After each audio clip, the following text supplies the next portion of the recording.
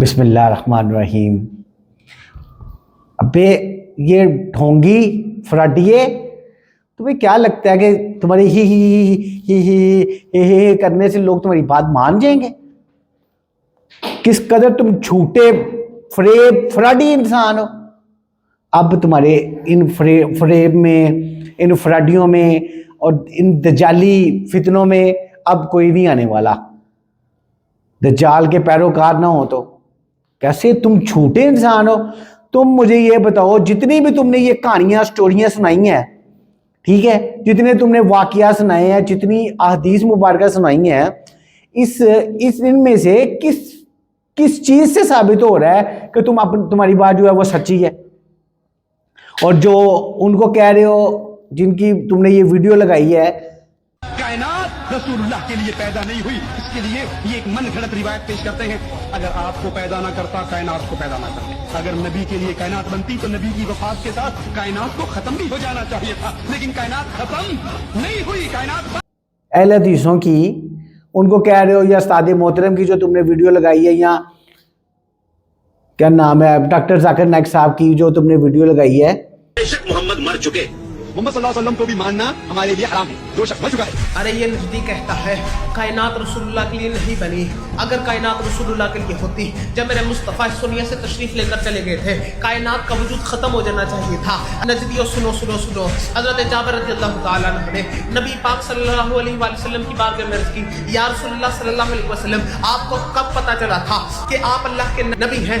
نبی پاک صلی اللہ علیہ وسلم نے ارشاد فرمایا کہ جب حضرت آدم علیہ السلام پانی اور مٹی کے درمیان تھے اور میں اس وقت بھی نبی تھا۔ ارے جب کائنات کا وجود نہ تھا، میرے مصطفیٰ کریم تو اس وقت بھی نبی تھے، تو کہتا ہے کائنات رسول اللہ کے لیے نہیں بنی، کائنات کا وجود ختم ہو جانا چاہیے تھا۔ مثال کے ساتھ میں نے کہا سنو، جب معراج کی رات میرے کریم آقا معراج پر گئے، ارے ساتوں آسمانوں سے پار، یہاں تک کہ مسجد حرام سے مسجد اقصیٰ تک چلے گئے، ساتوں آسمانوں کے پار چلے گئے، ارے لامکان سے رات کے کچھ حصے کے اندر ہو کر لامکان سے ہو کر واپس تشریف لے آئے۔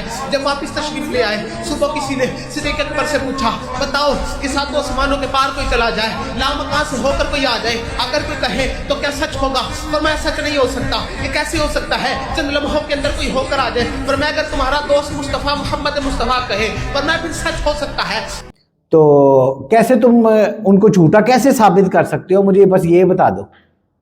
ایسے ایسے کر کے تم نے ڈرامے بازی کر کے تو اور بھائی اب تمہارے ان فریبوں میں، بلکہ تمہارے جیسے جتنے بھی فریب ہیں، لعنتی انسان ہے نا، ان سب کے فراڈی انسانوں کے کوئی بھی اب فریب میں آنے والا نہیں ہے۔ ہاں، بجائے ان کے جن کا دماغ بند ہو چکا ہوا ہے، جن کے بارے میں اللہ تعالیٰ نے فرما دیا ہوا ہے سمن بکمن عمیٌ فہم لا یرجعون، جن کا جو بہرے ہو گئے ہیں، گونگے ہو گئے ہوئے ہیں، جو سن نہیں سکتے، بول نہیں سکتے، وہ ضرور البتہ تمہارے پیچھے جو لگ جائیں گے، مگر انشاءاللہ جو قرآن و حدیث کے ماننے والے ہیں، جو قرآن و حدیث کو سمجھنے والے ہیں، وہ تمہارے اس ڈھونگ میں، تمہارے تماشے میں نہیں آنے والے۔ کیا تم نے یار دین کو مذاق بنا دیا ہوا ہے؟ یہ کیا طریقہ ہے؟ کون سا طریقہ ہے جس طریقے سے تم یہ اپنا حدیث، قرآن و حدیث یا اسلام کی بات کر رہے ہو؟ یہ طریقہ ہے تمہارا؟ کیسے یار تم ناٹک باز ہو؟ تمہیں کسی ناٹک کمپنی میں ہونا چاہیے تھا، تم یہاں پہ آ گئے ہو، دین کی بات کرنے لگ گئے ہو۔ اور خبردار، تم نے اپنی یہ گھٹیا غلیظ زبان سے میرے پیارے نبی حضرت محمد صلی اللہ علیہ وسلم کا نام بھی لیا تو جھوٹے انسان کیسے بے دھڑک ہو کے نام لے رہے ہو؟ تمہیں زیب ہی نہیں دیتا ان کا، آپ صلی اللہ علیہ وسلم کا نام لینا بھی۔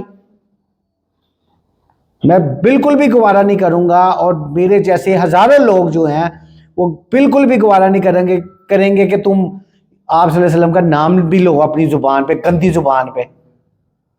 کیسے یار تم مکار لوگ ہو، کیسے فراڈی انسان ہو، لعنتی نہ ہو تو شرم ہی نہیں آ رہی تم لوگوں کو؟ کوئی تعلق نہیں ہے، کوئی دین دنیا سے، پہاڑ میں جاؤ یار تم لوگ۔ کیسے یار میرا خون کھول رہا ہے تمہاری یہ جو ڈرامے بازی اور تماشے دیکھ کے۔ دین کے اوپر تمہیں دین ہی رہ گیا تمہیں تماشے لگانے کے لیے؟ جاؤ دفع ہو جاؤ، جا کے تماشے لگاؤ کہیں اور، کسی اور دنیا داری بہت بڑی ہوئی ہے, دنیا داری میں جا کے تماشے لگاؤ. لعنت ہے یار تم لوگوں پہ.